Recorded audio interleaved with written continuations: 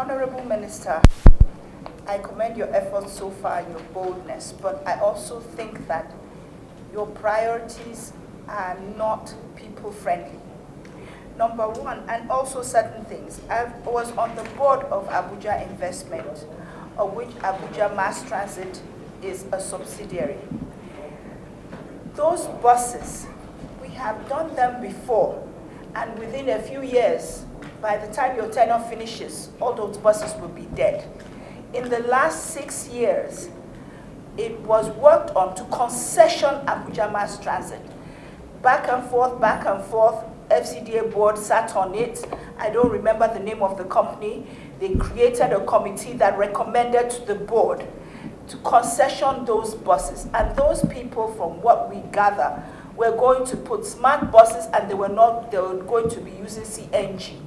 Now, I think that 3 billion could be better used some other way than putting them back in reviving those that, and truthfully, we assessed those buses and we were told just a fraction of them can actually be repaired. So you would actually need to buy fresh buses, which it doesn't make sense to do, to buy petrol buses or diesel buses at this point in time. That's one of my observations. Now, the other one, I want to go to the construction of the Millennium and Cultural Center. Sir, I understand that it's a laudable project if we had the money. But I think that right now, where we are in this country in terms of where the people are, they need more intervention. When these projects are seen being built, it just does not sit well with them because they don't benefit from it. They just see it as things we, the elites, do for our own self-aggrandizement or satisfaction or whatever. I really feel the budget, finishing all those other roads, I commend you, but those two projects, the cultural center and the rehabilitation of the buses, I would like you to do a rethink on them. We did not award this job. We cannot allow projects awarded by government to be abandoned. That's a waste of funds itself. You mean we started the project, spent about 40 billion, and then we'll abandon the project? That is not a priority. Cultural center for tourism, for even our own children to go and see. Most of us will travel overseas and go to the museum, cultural center. Oh, look at how this is, look at what this is. I think that is a priority for this country. It is a priority. And it's a revenue source for the country. It's a revenue source for the country. I do not, with all due respect, I do not agree that this is not a priority. If we can go and spend 40 billion naira starting a project, then midway, we come back to abandon that is not a priority. That is not correct. It's not only rich people that will go and visit those areas. It's not correct. You take school children to go and see the area. Some of them will tell their parents, we want to go there and see this and look at this.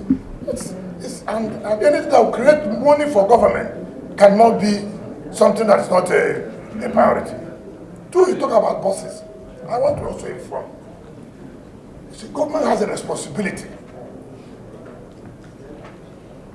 If you want us first to say concession,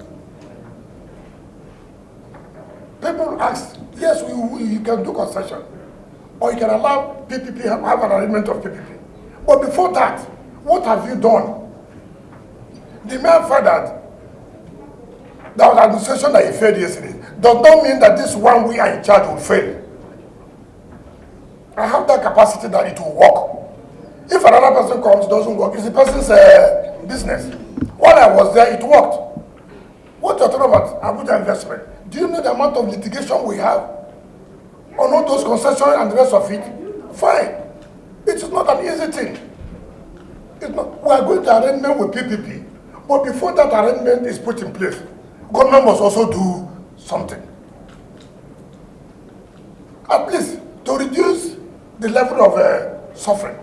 If we bring those buses and they apply to Gwagwalada, Yaya, who are the people living in Gwagwalada and Yaya?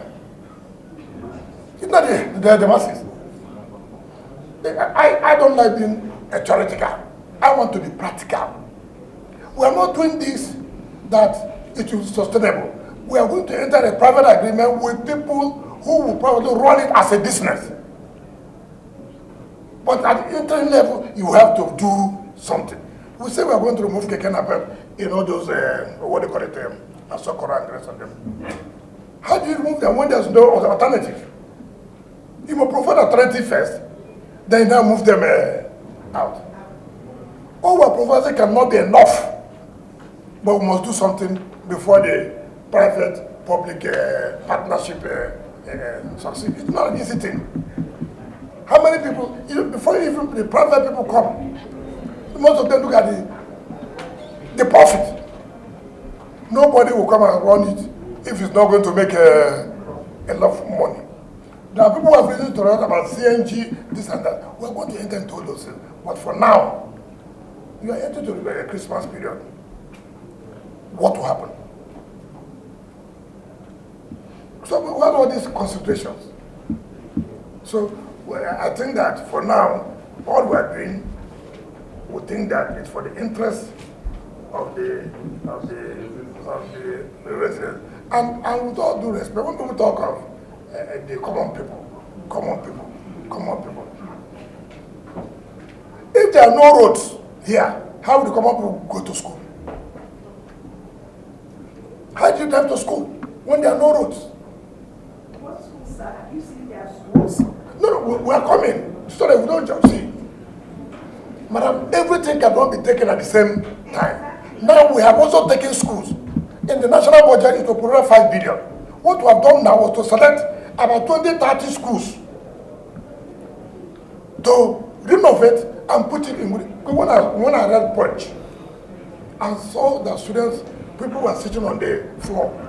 It was, how many months have I stayed in the office? 3 months. 3 months.